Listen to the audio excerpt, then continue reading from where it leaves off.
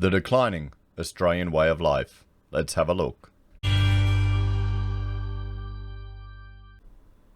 Hello everyone, Florian Heise here, and welcome to another episode of HeiseSays.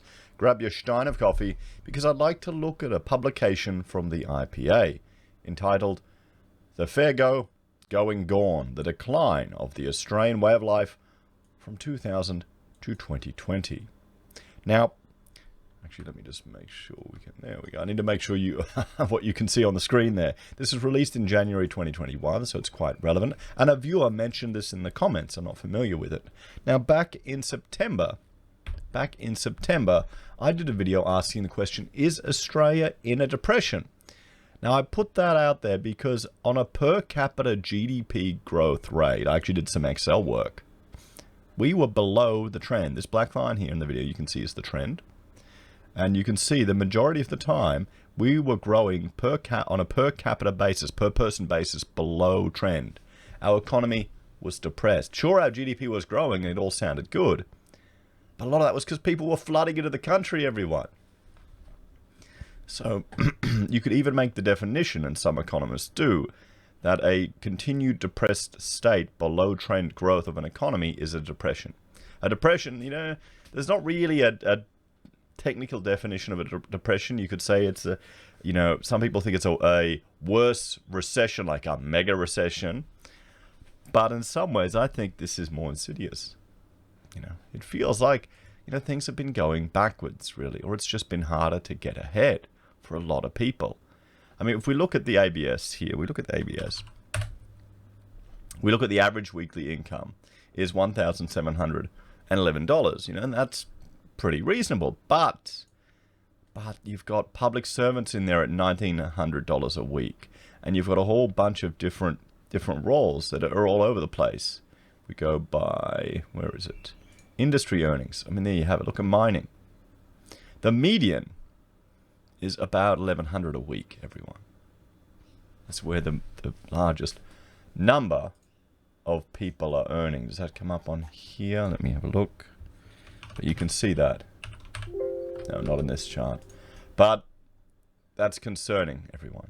It's a bit harder to you know, buy a house, get to live a quality of life. And I've been saying in many videos that the quality of life that we're going to have now is not going to be the same as your parents. Some people have to realize that. You're not going to have the same perks. You're not going to be able to afford to keep a wife at home on one income unless you earn a lot. You know, earning a average income, you used to be able to buy a house, go on holidays, and keep a wife or husband at home. It's a bit hard now. It's a bit of a luxury, actually, because we see it in the homeschooling community. It's a luxury keeping someone at home. Most people usually make quite significant sacrifices to do it. I'd argue it's worth it in the long run, but still. So we'll read through this executive summary, and you can find this report on the IPA website if you want to go through the whole thing. But there's a few things I think we'll just go through. Because, I mean, let me know. I'll have a shot of coffee, guys, because it's cooled down now. And I've got my microphone working. The last video, it didn't work. I'm having all these buggy issues. I went on Pelotalk, and I saw his setup. Dave has such this fantastic setup. I'm quite jealous. He's got like a soundboard and stuff.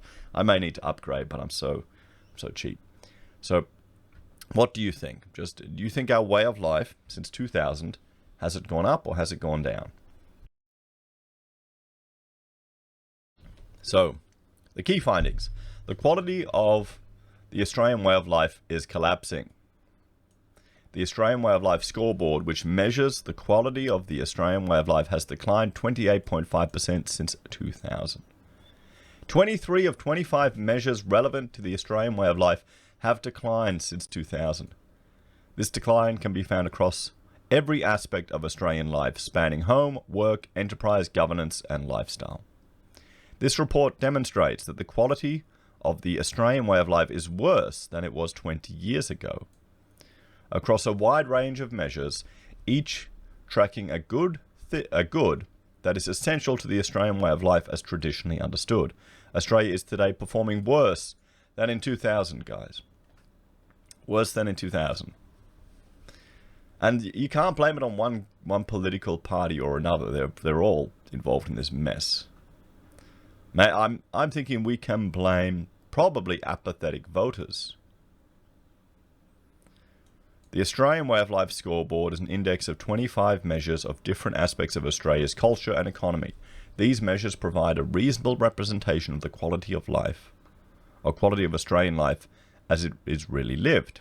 These measures were selected on the basis of capturing an important feature of Australian life and on data available. 23 of the 25 measures selected have declined across the period of 2000 to 2020, which shows that the decline of the quality of Australian life has been felt across all aspects of Australia, of Australian life.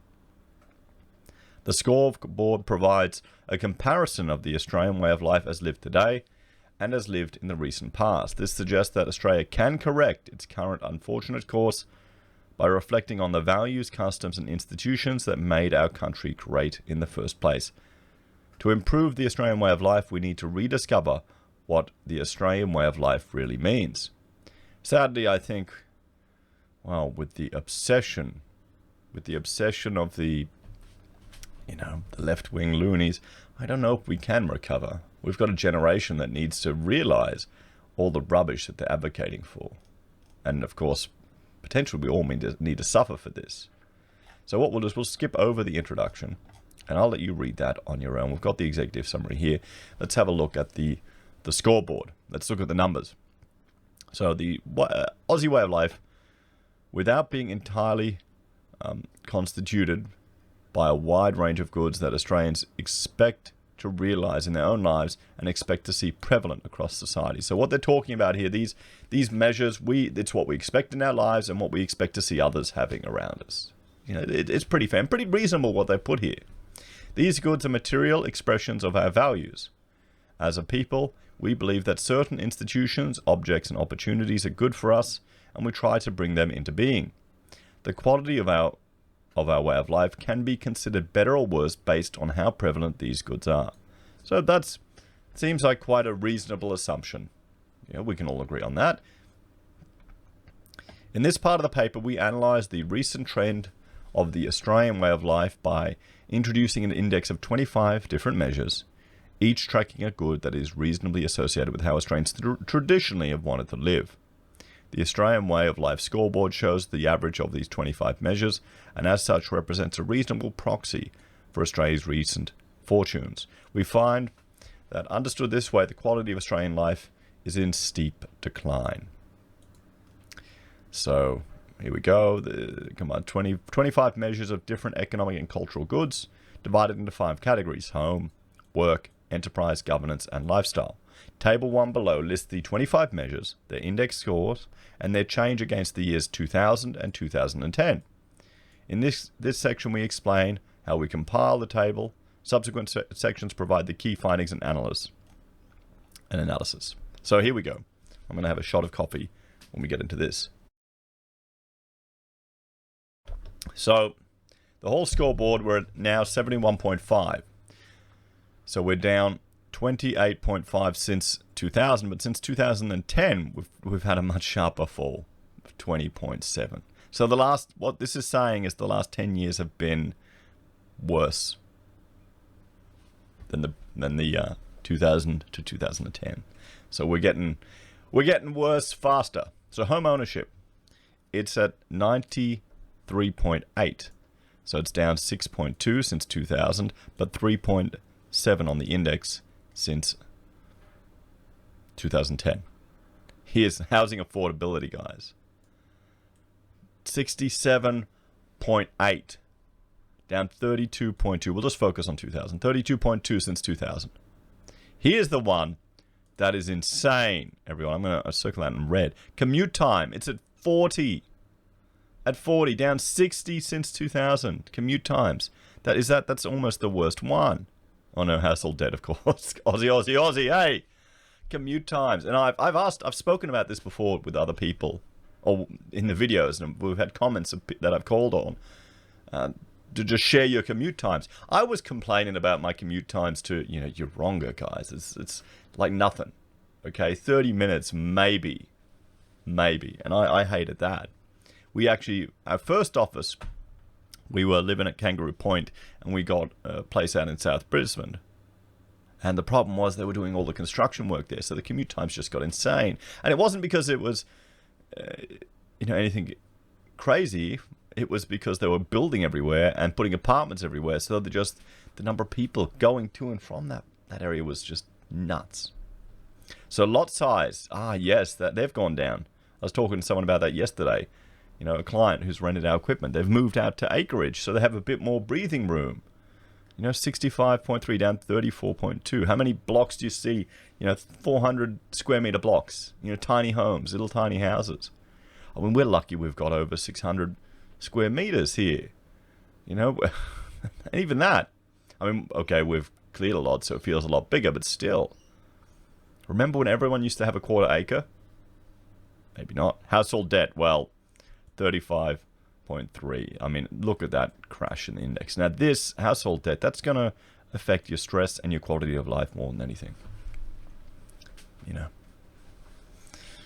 So work, it's at 80.3. Okay, so underutilization, whoa, look at that fall, everyone.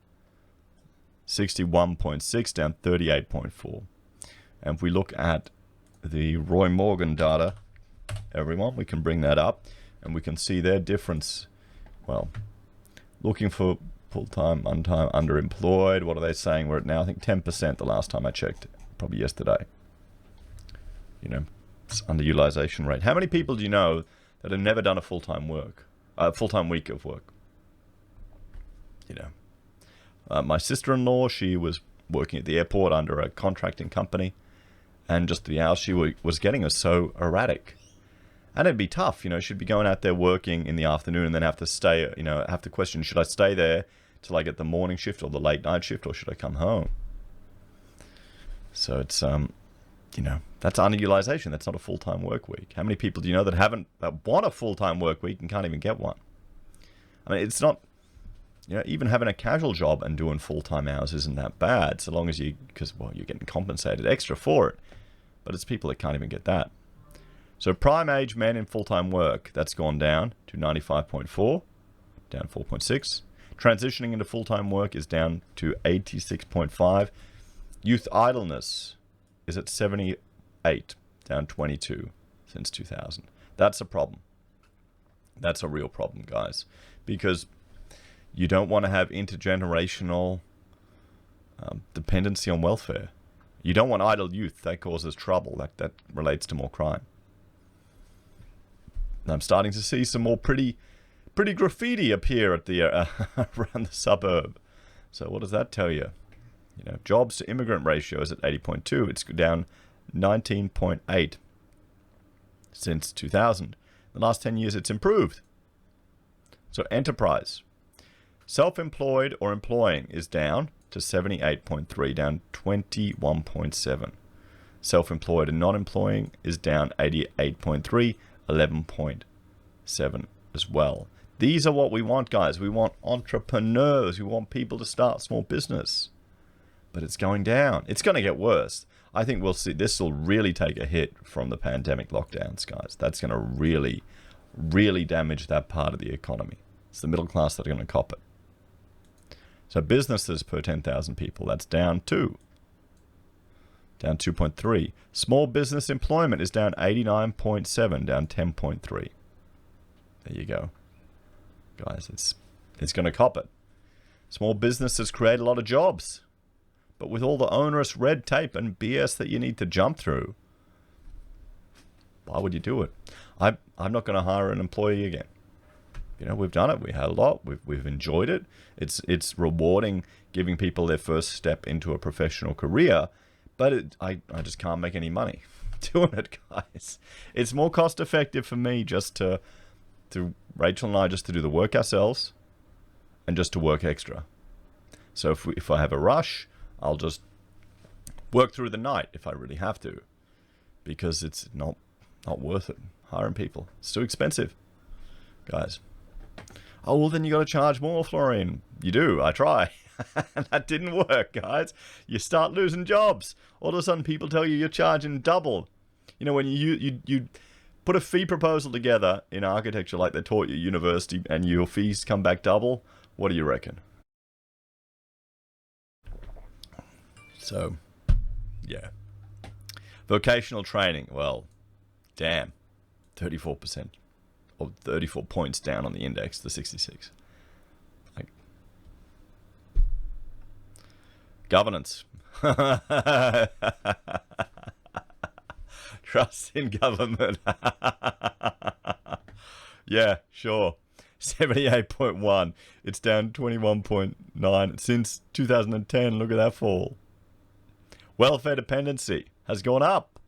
Even though Friedenberg is telling us it hasn't, apparently it's gone up according to this. I wouldn't be surprised. Government spending, down. Government debt, well, there you go, down 102. Now we're at negative 102.6. And regulation, look at that, down 41.1 since 2000. 58.9. Well, it feels like, Australians are all relaxed and carefree. We're the most regulated nanny state in the bloody world. We're a bunch of Karens, everyone. You know it. Lifestyle is down. Overall volunteering is down 16.3, 83.7. Incarceration rate, oh boy, 38.4. Look at that, 65.2. Independence is down 4.3 to 95.7. Marriage rate has crashed. But don't worry, everyone. Tying to household debt, our car ownership is up. Although none of them are manufactured in this country anymore. Everything's imported. That's probably why it's more cost effective. Maybe that's why people can actually afford to get these cars. But the marriage rate, that's concerning. I'm not surprised. I mean, you see MGTOW. I haven't really seen anything in the mainstream media yet with MGTOW, the men going their own way movement. It seems to be growing in popularity. It makes a lot of sense, honestly. In some regards, it's really depressing hearing some of the stories that they put out. And you've got a lot of older men that have really been damaged and hurt by an unfair system often. And so you can understand. But it's not what you want. You want to have a family. We need families. You want families and stability. You want families to be one of the most important parts of our society. You don't want people dependent on the state. See, I'd make a terrible commie. So here we go. I mean, let's have a look at this. This is some of the findings. This is the scoreboard. There you go. It's crashing down. The way of life components. So home. Governance, look at that crashing. Lifestyle is kind of flat, but down. Everything's down, guys. And here's their analysis. I'll let you go through this. We'll just look at some of the charts. Home subcomponents, there you go. Home ownership hasn't crashed as much as I would have thought. But housing affordability and commute times, that's it. That's the thing. People are they're still getting into houses, but they're having to commute. So if you spend an hour going to work, an hour going back, what type of life is that? How are you going to... Maybe this is why people don't want to have kids, because they can't spend time with them. I'm 3 houses up now. So I'm recording here in the little studio at the back of the house. The house is empty, guys. And we're having to... I plan to start demolishing bits of it soon once I get building approval. But... I'm noticing not even just being able to go up the stairs and get my coffee from the kids. I'm missing them there. I mean, it's a bit embarrassing, really, that it's only 3 houses away, but still, what if you had a 2-hour commute? That's going to discourage people from having children, right there, and that's probably a real reason. Not all this hippie BS about saving the planet by not having kids. I mean, you see the people that promote that. They all look like they're not going to have kids anyway. They all look like freaks, most of them. Come on. We in reality, we know that. You look at these, they ain't got their shit together. Come on. It's not just me, is it? And they grow out of that. I'm sure of it. You grow up a bit, you get a bit of life experience, you realize the world isn't all coming to an end. Oh, okay. Who didn't do stupid stuff when they were younger? I once probably shouldn't share this story. I once had tried to put a ponytail in my hair when I had hair at high school. Oh, look, shit. My friends try to warn me, but I tried to do it. See, we all do stupid stuff when we're young. Just some people keep doing it till they're adults and get elected by it. But that's somewhat different. So work, subcomponents, I mean, yeah. There you go. Everything going down. Youth idleness is the biggest problem here. Enterprise. Well, we're becoming a less enterprising nation, that's for sure. Everyone. And governance.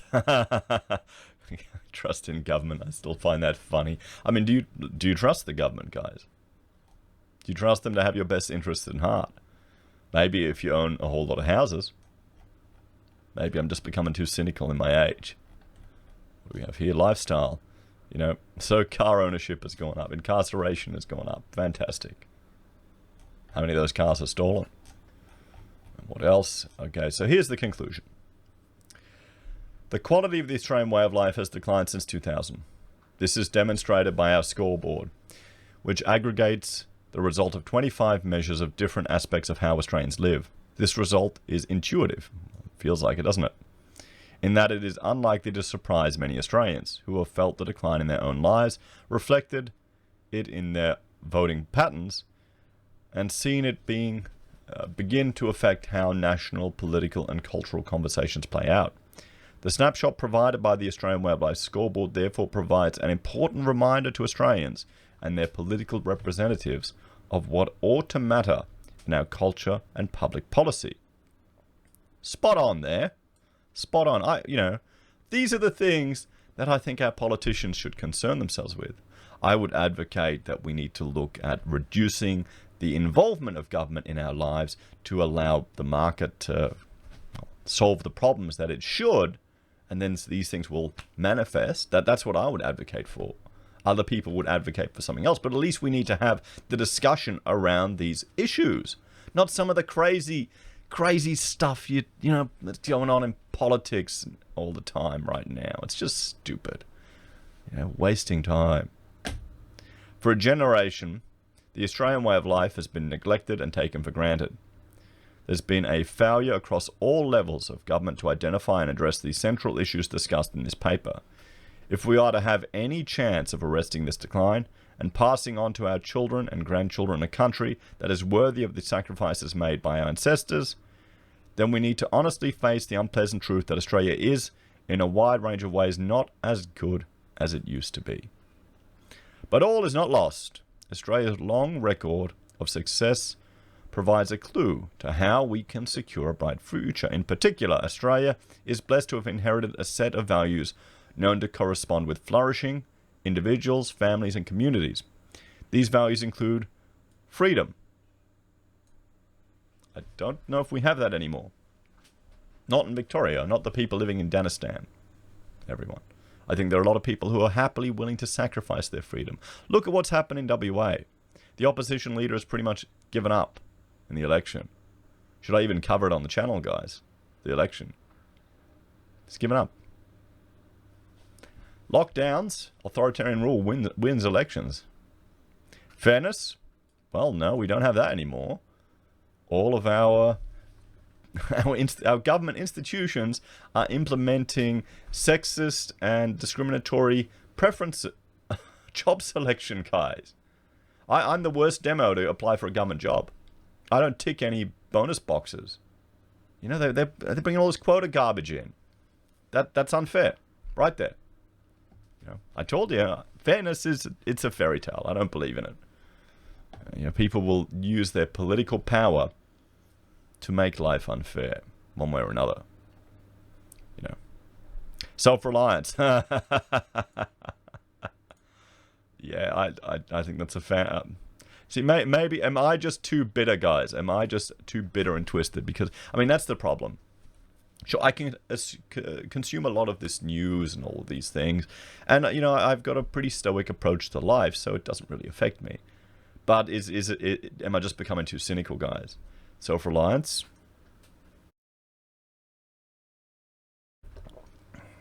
When the number of people I see in the comments, and it's a repeated thing, going, oh, I've got these 2 tickets, or I've got these 2 degrees, why can't I get a good job? I'm entitled to this. That doesn't scream of self-reliance. To me, that screams of entitlement.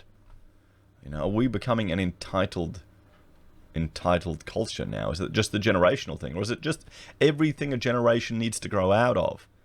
Because you need to be humbled a bit in life, you know. That's a good thing. It happens to all of us. Maybe it'll happen to me one day. Enterprise. Enterprise? We're the innovation nation. And good faith and charity towards others as a sound basis for correcting our course. When our opposition leader or deputy opposition leader publicly says she doesn't even like the other, ScoMo, and she hates him and has no respect for him, is that an example of good faith and charity, guys? Our political leaders need to start acting. What's going on now? I need to get a new mouse. I need to get new everything here. It's falling apart. Is that even a sign of good faith and charity? It doesn't feel like it. It feels like she's not even suited for the job. And she believes in the gender pay gap. Funny.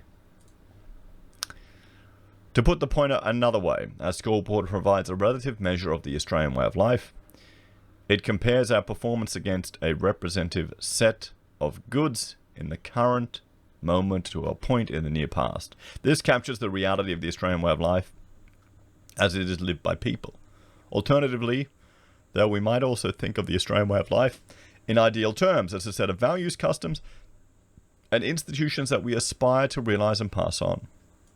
In this sense, the Australian way of life does not change. What changes is how close we are realizing that way we would like to live. We have done better in recent past, and this tells us what is needed now is to redouble our efforts to make the way of life better by thinking about the values that make our country great in the first place. So there we have it, and they've got the appendix here. I will link to this report if you'd like to go through it in great detail, and thank you very much to the viewer that recommended it. But the one thing here I think is going to have the biggest impact that some people may not realize is the commute times, guys. Is the commutes. So we're still, home ownership is still there. It's still not as bad as I would think it would be. Housing affordability is in the gutter. But commute times and lot sizes have taken a hit, and household debt. Think about all those things. You get home to your little box with 1.5 square meters to the next, that's your backyard. And, you stare at your fence at 8 o'clock at night because that's when you got home. You're not gonna.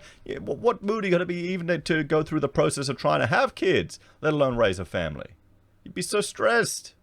Well, okay, it could be a stress relief, but you know what I mean. So there we have it, guys. The declining Australian way of life. What do you reckon? You think the IPA are on the money with this one? How do you feel? Has your quality of life declined since 2000? And do you think the next generation? Well, are these just hopes and aspirations that we can no longer have? As always, guys, thanks for watching. Please like, share, and subscribe to the channel. If you're a fan and enjoy the content I create here, there are a few ways you can support us. You can join us on YouTube or Patreon. You can support us using our affiliate links from Amazon, eBay, Independent Reserve, or AussieBroadband. You can buy merch from HeiseSays, use Gold Pass from the Perth Mint, or support us via PayPal. You can also join MeetRx or SelfWealth with our referral links. Take care, guys, and I'll see you next time. Bye for now.